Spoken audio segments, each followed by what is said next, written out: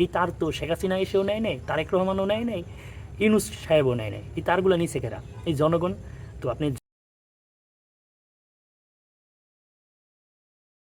বিপ্লব শ্রীলঙ্কাতে হয়েছে, বাংলাদেশেও হয়েছে। দুই দেশেই বিপ্লবের পরে সরকারের পতন হয়েছে, কিন্তু পার্থক্য হলো এক জায়গাতে।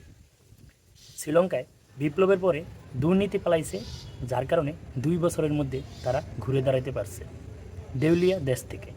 আর বাংলাদেশে বিপ্লবের পরে দুর্নীতিকে রেখে বিপ্লবী পালাইছে। শ্রীলঙ্কাতে সরকার ছিল দুর্নীতিবাজ, জনগণ ছিল সৎ। আর আমাদের দেশে সরকার দুর্নীতিবাজ, জনগণ হয়েছে দুর্নীতিবাজ প্রোম্যাক্স, যার কারণে আমাদের দেশে পরিবর্তন আর হয় নাই।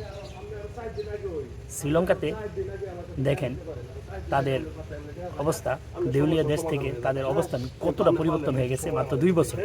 আর আমাদের দেশের অবস্থা কোথায় নেমে গেছে?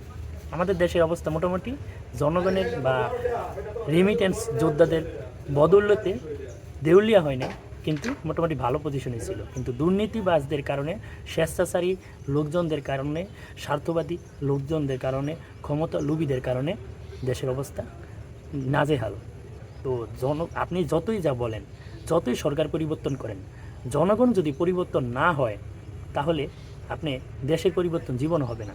এই ধরুন না, গতকালকেই মাওলানা ভাসানী সেতু উদ্বোধন করা হইল গাইবান্ধা কুড়িগ্রামে। সেই সেতুতে নাকি, সেতু থেকে বিদ্যুতের যে তার, সেই তার সেদিনই চুরি করে নিয়ে গেছে এই দেশের জনগণ। এই তার তো শেখ হাসিনা এসেও নেয় নেই, তারেক রহমানও নেয় নেই, ইউনূস সাহেবও নেয় নেই। এই তারগুলো নিচে কেরা? এই জনগণ। তো আপনি জনগণ যদি না শুধরান, জনগণ যদি সঠিক পথে না আসেন, তাহলে কিভাবে আপনার দেশ পরিবর্তন হবে?